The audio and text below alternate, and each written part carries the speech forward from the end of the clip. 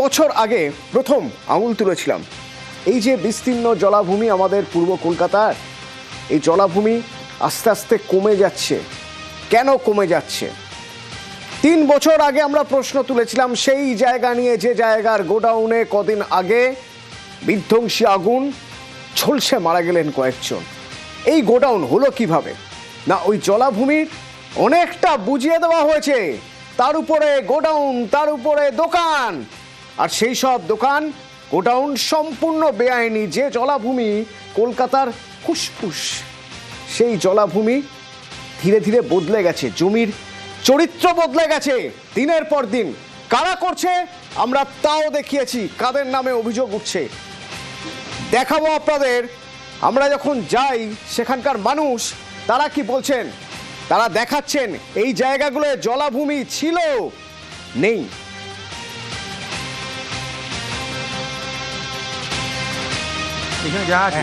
সব জলাভূমি, সব জলাভূমি। তুমি এই তো জল দেখা যাচ্ছে, তুমি জল তো এইটাই তো ডেকোরেশন। এইটাই এদিকেও জলাভূমি ছিল, এই তো। হ্যাঁ, পুরো হ্যাঁ এই যে কারখানা। হ্যাঁ, সব জলাভূমি। কিন্তু রুলস বলছে বাস্তুতন্ত্র ঠিক রাখতে গেলে জলাভূমি ভরাট করা যায় না। সেটা পয়সাতে সব কিছু হচ্ছে। হ্যাঁ, পয়সাতে সব কিছু হচ্ছে। তো ভেড়ি ছিল, জলা তখন আমার বাবার ঠাকুরদারা তখন ওই ভেড়িতে নাইট গার্ড করতো, মাছ চাষ হতো, তখন একটা পয়সা পেতো। তারপর আস্তে আস্তে সব তুলে দেওয়া, সব এখন ভরাট হয়ে গেছে। সব বেআইনি নির্মাণ, সব বেআইনি নির্মাণ। এই যে মোমোর কারখানাটা সব জলাভূমি, সব এই টোটাল এখানে শুধু এখানে অন্তত 200-300 কারখানা আছে, সব জলাভূমি, সব জলাভূমি। সেই জলাভূমির উপরে কারখানা, বিপজ্জনক কারখানা, যতুগৃহ যেন এক একটা, আগুনে ঝলসে মারা যাচ্ছে মানুষ। আচ্ছা, কারা করছে? কারা এই জলাভূমি বোঝাচ্ছে? কারা তার উপর গোডাউন বানাচ্ছে? মাসে 3-4 লক্ষ টাকা করে ভাড়া দিচ্ছে সেই গোডাউন। কারা? সেই নামও আমরা পেয়েছি, স্থানীয়রাই তো বলছেন, কিন্তু মুখ দেখাতে সাহস পাচ্ছেন না। শুনুন। রাতের অন্ধকারে ভরাট হয়, দিনের বেলাও ভরাট হয়, প্রশাসন গার্ড রেখে ভরাট হয়, প্রশাসন সবই জানে, তার সত্ত্বেও ভরাট হচ্ছে।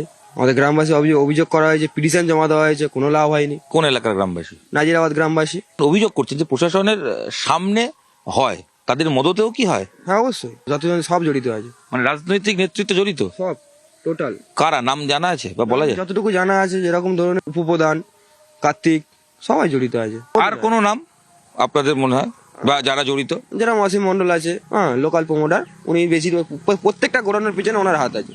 এখানে কি করেন তিনি? তিনি এখানে গোডাউন মারান, ভাড়া দেন, ওনার এটাই কাজ, জমি বেচা, জমি কেনা। তাদের বিরুদ্ধে কমপ্লেন করেছিলেন? হ্যাঁ, বহুতবার কমপ্লেন করা, নাম দিয়ে কমপ্লেন করেছেন? নাম দিয়ে কমপ্লেন করা আছে। এই যে এত বড় একটা দুর্ঘটনা ঘটে গেল, আগুন জ্বলে গেল, এর কোনো অ্যাকশন আছে? এই আগুন লাগার পর প্রশাসন তো সতর্ক, প্রশাসন তো সাথে রয়েছে, থানা পুলিশ কিছু ব্যবস্থা নেয় না? থানা তো খুদ সেখানে দাঁড়িয়ে থাকে, থানা গার্ড দিয়ে কাজ হচ্ছে, তাহলে আর প্রোটেকশনটা দেবে কি? বিস্ফোরক অভিযোগ করছেন কি? একদম, যা দেখছি তাই বলছি, কোনো অ্যাকশন নেই। জলাভূমি বাঁচানো যাবে? আমার তো মনে হয় বাঁচানো যাবে না। হতাশ বলছেন, মনে তো হয় না বাঁচানো যাবে। বিস্তীর্ণ জলাভূমি যত দিন গেছে ধীরে ধীরে বদলে গেছে ছবি। কিভাবে বদলেছে জানেন সবাই, কারা বদলেছে জানেন সবাই। অভিযোগ হয়েছে পুলিশে, ওয়েটল্যান্ড অথরিটি তারা কি করছে, পুলিশ কি করছে, প্রশ্ন তো উঠবেই। আমার সঙ্গে ইরন রয়েছে সরাসরি। ইরন, এত বড় একটা দুর্ঘটনা, তারপরেও এখনো পর্যন্ত কোনো রকম কোনো মুভমেন্ট, কোনো পদক্ষেপ? হাতের কাছে তো সব রয়েছে, নাম রয়েছে হাতের কাছে, জমি যে বদলে গেছে সেটাও চোখের সামনে দেখা যাচ্ছে, কোনো জায়গা থেকে কোনো রকম পদক্ষেপ?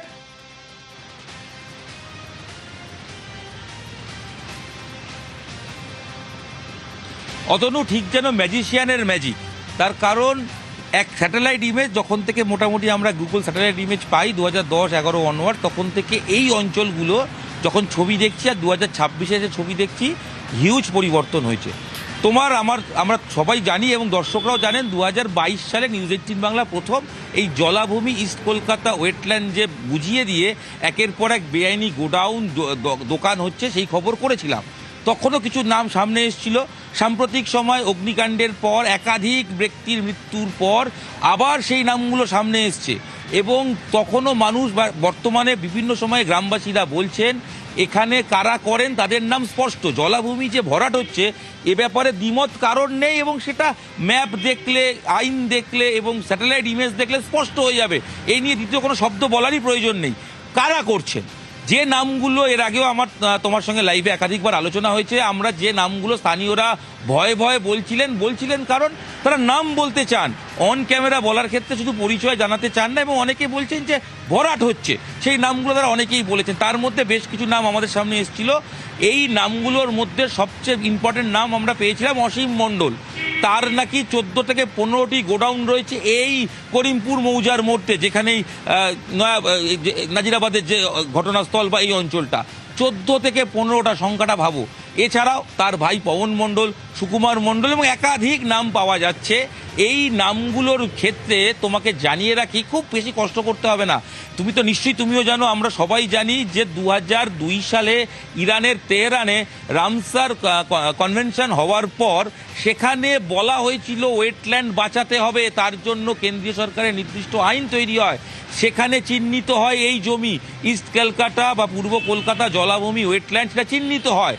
তারপর 2006 সালে একটি অটোনোমাস বডি গঠন হয়, যেটা পরিবেশ দপ্তরের পশ্চিমবঙ্গ সরকারের তার অধীনস্থ এবং স্বশাসিতভাবে কাজ করে, কিন্তু গভর্নমেন্ট আন্ডারটেকিং বডি।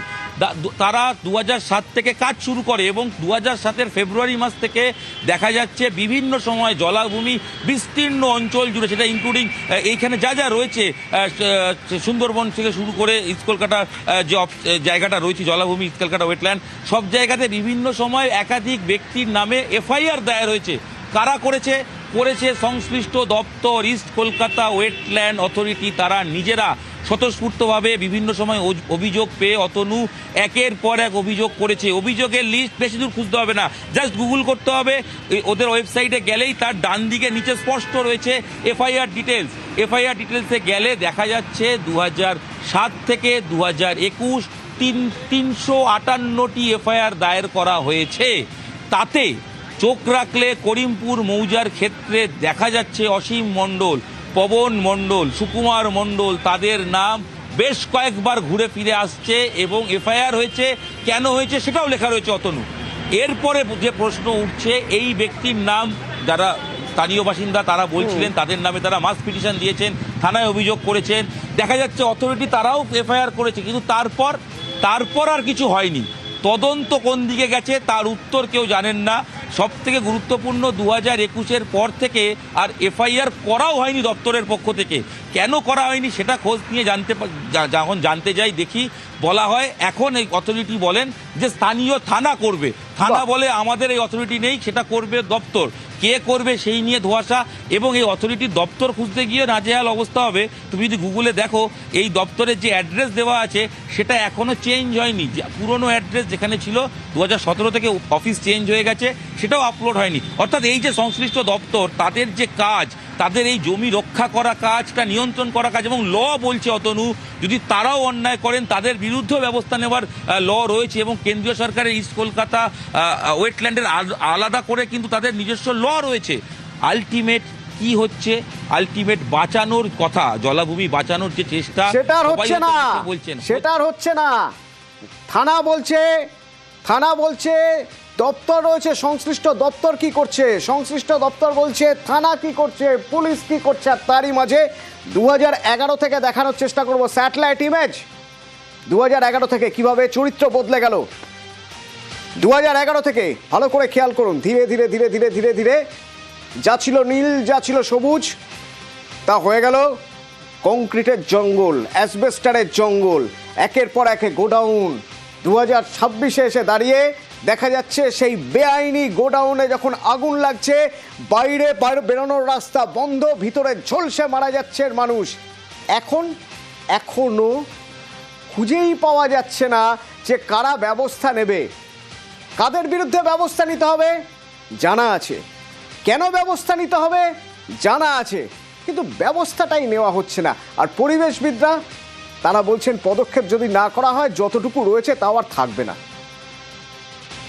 এফআইআরটা করেছে ক্যালকাটা ওয়েটল্যান্ড ম্যানেজমেন্ট অথরিটি 2007 সাল থেকেই যে মোটামুটি যে তথ্যটা পাওয়া যাচ্ছে 2024-এর পরে তারা এফআইআরটা করছে না। আমাদের হিসেবে এটা 493টা টোটাল এখনো পর্যন্ত এফআইআর হয়েছে। এখন পুলিশকে বলছে তুমি এফআইআর করো, পুলিশ বলেছে মহা সমস্যায়, পুলিশ বলছে আমার টেকনিক্যাল কোনো নোহাও নেই, আমার পক্ষে আমার অথরিটিও নেই, আমি কিসের ভিত্তিতে এফআইআর করবো। এফআইআর এর ভিত্তিতে তারা একটা ইনভেস্টিগেশন করতো বা করতো না, অ্যারেস্ট করতো, করেনি। তার বড় কারণ হচ্ছে এখানে যারা ভাঙছেন তারা প্রত্যেকেই রাজনৈতিকভাবে বা বিভিন্ন সময় ক্ষমতাবান দুর্বৃত্ত, তাদেরকে ধরা যাবে না, এটা হচ্ছে সামগ্রিক। তার মানে সাহসটা পাচ্ছে কি করে?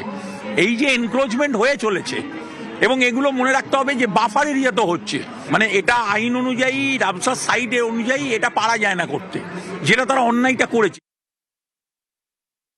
আমাদের as a wetland management authority তার তো মোটো হচ্ছে ওয়েটল্যান্ড কনজারভেশন প্রিজারভেশনকে স্যাংটিটিটা যেটা আছে তাকে রক্ষা করা।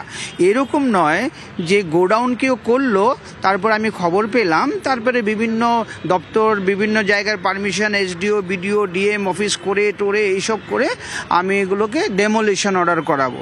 তো ইট ইস এ লং প্রসেস, এবং এই প্রসেসটাতে একদম ওয়াকিবহাল হয়ে গেছে গোডাউন ওনাররা যে রেগুলারলি করে যাও আর এরকম প্রসেসে চলবে, এফআইআর হবে, আর পরে আবার সেই বিভিন্ন ইনভেস্টিগেশন কোয়ারি হবে, এরপরে বন্ধ থাকবে।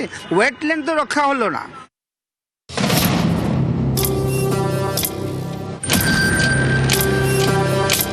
যতজন সব জড়িত আছে, যেরকম ধরনের নজরুল আলী মন্ডল, আমাদের এমএলএ ফিরদৌসী বেগম, উপপ্রধান কার্তিক, সবাই জড়িত আছে। যদি বেআইনিভাবে কারখানা তৈরির ক্ষেত্রে এই নামগুলো উঠে আসে, আমার মনে হয় পুলিশি তদন্ত করা উচিত।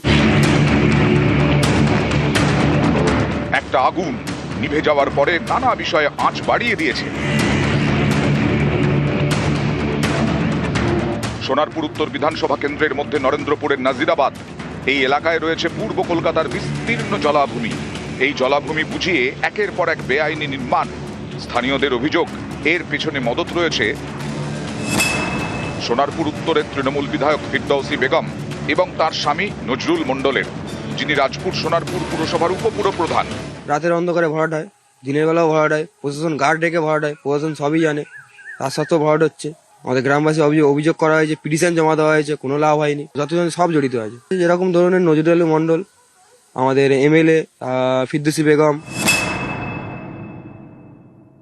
প্রশাসন তদন্ত করছে, তদন্তে যে বা যাদের নাম উঠুক, তাতে যদি আমার নামও ওঠে, আমার বিরুদ্ধে প্রশাসন অ্যাকশন নিলে আমার কোনো আপত্তি থাকবে না। আমি নিশ্চিতভাবে সরকারের সাথে সহযোগিতা করব। নামগুলো একটা দুটো চিনি, তার মধ্যে আমার হাজবেন্ডের নামও বলছেন। যদি বেআইনিভাবে কারখানা তৈরির ক্ষেত্রে এই নামগুলো উঠে আসে, আমার মনে হয় পুলিশি তদন্ত করা উচিত। তদন্ত হোক, অবশ্যই আইনি পদক্ষেপ নেওয়া উচিত। এই দেখুন, এটা নাজিরাবাদ এলাকার জলাভূমির স্যাটেলাইট ছবি 1985 সালের।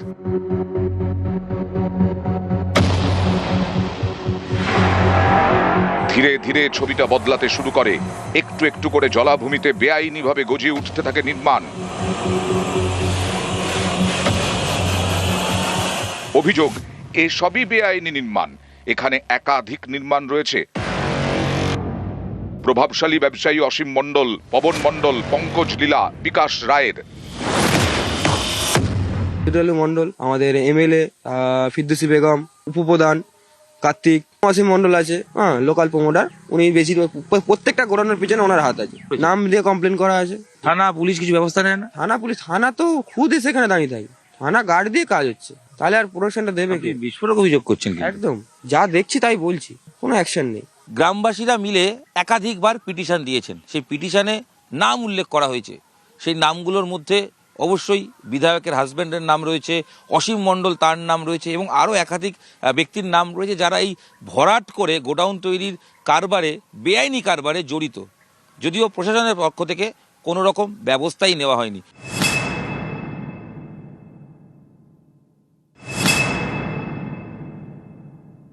এই যে অসীম মণ্ডলের নামগুলো, মানে এগুলো কি আপনি চেনেন? বা আমি যদি দল করি, দলের কর্মীকে আমি চিনবো না? মিথ্যা কথা বলা হবে। কর্মী অসীম বর্মন কর্মী, অবশ্যই কর্মী। কুমার, পঙ্কজ, পঙ্কজ কর্মী নাই। আচ্ছা, অসীম মন্ডল কর্মী। অসীম মণ্ডল কর্মী আপনি জানেন? আমি এই ব্যাপারে কোনো আমার জানা নেই। আমরা পুলিশকে বলেছি আপনি তদন্ত করুন। প্রশাসন আমাদের এই বিধানসভা কেন্দ্রে ফুললি ফ্রি হ্যান্ডে কাজ করে। তারা যদি মনে করে যে যাদের নাম বেআইনিভাবে যদি কোনো কাজের সাথে যুক্ত থাকে ব্যবস্থা নেবে। নামগুলো একটা দুটো চিনি তার মধ্যে। আর আপনি বললেন আমার হাজবেন্ডের নামও বলছেন। যদি বেআইনিভাবে কারখানা তৈরির ক্ষেত্রে এই নামগুলো উঠে আসে, আমার মনে হয় পুলিশি তদন্ত করা উচিত। জলাভূমি ভরাট করে নির্মাণের অভিযোগ নতুন নয়। 2022-এ নিউজ 18 বাংলায় এই এলাকার জলাভূমি ভরাটের খবর দেখানো হয়। তখন পদক্ষেপেরও আশ্বাস দেন স্থানীয় তৃণমূল বিধায়ক। বলেন, বেআইনি কাজের সঙ্গে কোনো আপোষ করা হবে না। যার নাম আসছে এফআইআর করুক, পুলিশের কাছে যাক, যে যার নাম যে কমপ্লেন আসছে আসুক, আইনি পদক্ষেপ নেওয়া হোক না, অসুবিধা নেই তো। কোনো বেআইনির সাথে আপোষ হবে না। প্রায় 4 বছর পর বিধায়ক হাত তুলে নিচ্ছেন, বলছেন তদন্ত হোক। আমরা সেখানে জলে রিজার্ভার করতে পারবো বা ইলেকট্রিক কানেকশন দিতে পারবো। এটা আমাদের বেশ কিছুদিন ধরে, প্রায় বছর 3 ধরে আমরা পারমিশনের জন্য অপেক্ষায় আছি, কিন্তু আমরা পারমিশন পাইনি। আপনারা পাচ্ছেন না দিদি, কিন্তু এই যে কারখানাগুলো যারা তৈরি করলেন আলো এবার রাতের অন্ধ করে, তারা কি করে পারমিশন পাচ্ছেন? সেই জন্যই বলছি তদন্ত হোক, এটা একটা তদন্ত হোক, কারা পাচ্ছে, কিভাবে পাচ্ছে, তাহলে পুলিশ প্রশাসন এটা দেখুক। ক্যামেরায় সুব্রত জানার সঙ্গে ইরন রায় বর্মন, নিউজ 18 বাংলা। ইরানের রামসারে পরিবেশবিদদের অধিবেশন বসেছিল। সেখানে ঠিক হয়েছিল সারা পৃথিবীর যত ওয়েটল্যান্ড রয়েছে সেগুলোকে বাঁচাতে হবে, জলাভূমি বাঁচাতে হবে। এই প্রজেক্টের নাম দেওয়া হয়েছিল রামসার প্রজেক্ট। তো সেই রামসার প্রজেক্ট ভারতের মধ্যে যে কটা আছে তার মধ্যে সবচেয়ে গুরুত্বপূর্ণ পূর্ব কলকাতার এই জলাভূমি, যে জলাভূমি ধীরে ধীরে ধীরে ধীরে আয়তনে ছোট হয়ে যাচ্ছে সবার সামনে, অথচ কিছুই যেন করার নেই।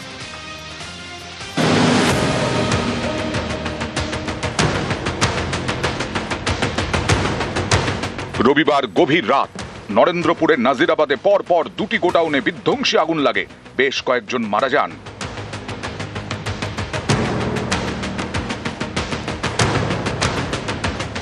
অভিযোগ, নাজিরাবাদের এই 2টি গোডাউনই পূর্ব কলকাতার জলাভূমি ভরাট করে তৈরি।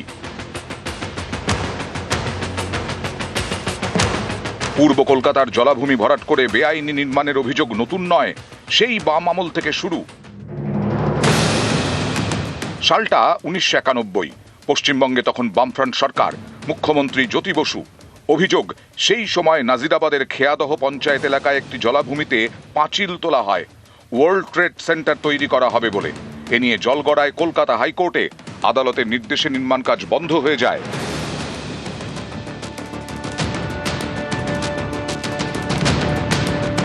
আমি আর আমার 2-3 বন্ধু আমরা পাখি দেখতে যেতাম। এই খবরটা আমরা জানলাম যে ওখানে একটা world trade centre east Kolkata ওয়েটল্যান্ডের মাঝখানে করবে। প্রত্যেকটা ওয়েটল্যান্ড, প্রত্যেকটা connected to the next one. এটা নিয়ে আমরা কোর্টে গেলাম, পরিষ্কার করে বলে দিল জাজ যে ইস্ট কলকাতা ওয়েটল্যান্ড এই জায়গাটায় কনস্ট্রাকশন হবে না। তখন লেফট ফ্রন্ট গভর্নমেন্ট ছিল। ডকুমেন্ট গুলো লেখা আছে ক্লিয়ারলি, কলকাতার এক্সপানশন যেটা হবে will be to the north আর ক্রস দ্য রিভার, ইস্টে হবে না। ওই ওয়েটল্যান্ডটা মানে ইউনিক।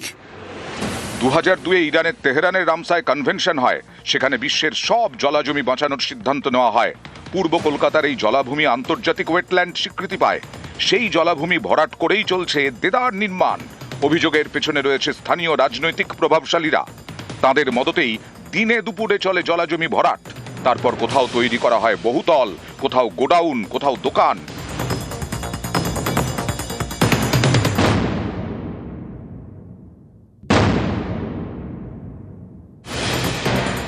এই দেখুন স্যাটেলাইট ছবি 1985 সালের।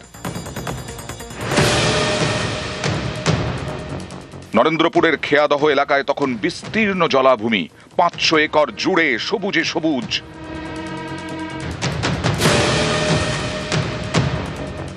ধীরে ধীরে ছবিটা বদলাতে শুরু করে। একটু একটু করে জলাভূমিতে বেআইনিভাবে গজিয়ে উঠতে থাকে নির্মাণ।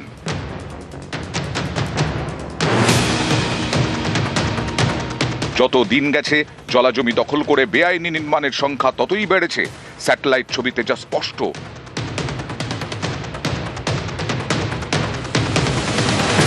সবুজ ধ্বংস করে একের পর এক নির্মাণ।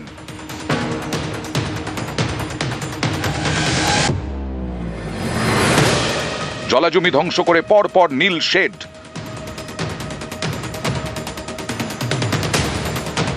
আরো একবার দেখুন পূর্ব কলকাতার জলাভূমি 1985 সালে কি ছিল আর এখন 2026-এ কি হয়েছে।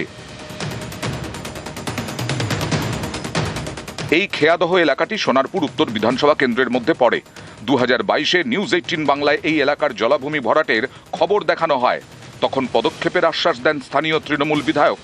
বলেন বেআইনি কাজের সঙ্গে কোনো আপোষ করা হবে না। যার নাম আসছে এফআইআর করুক, পুলিশের কাছে যাক, যে যার নাম যে কমপ্লেন আসছে আসুক, আইনি পদক্ষেপ নেওয়া হোক না, অসুবিধা নেই তো। কোনো বেআইনির সাথে আপোষ হবে না। 4 বছর পর বিধায়ক হাত তুলে নিচ্ছেন, বলছেন তদন্ত হোক। আমরা সেখানে জলে রিজার্ভার করতে পারবো বা ইলেকট্রিক কানেকশন দিতে পারবো, এটা আমাদের বেশ কিছুদিন ধরে, প্রায় বছর 3 ধরে আমরা পারমিশনের জন্য অপেক্ষায় আছি, কিন্তু আমরা পারমিশন পাইনি। আপনারা পাচ্ছেন না দিদি, কিন্তু এই যে কারখানাগুলো যারা তৈরি করলে আলো এবার রাতের অন্ধকারে, তারা কি করে পারমিশন পাচ্ছেন? সেই জন্যই বলছি তদন্ত হোক, এটা একটা তদন্ত হোক, কারা পাচ্ছে, কিভাবে পাচ্ছে, তাহলে পুলিশ প্রশাসন এটা দেখুক। পুরমন্ত্রী কিন্তু অন্য যুক্তি দিচ্ছেন।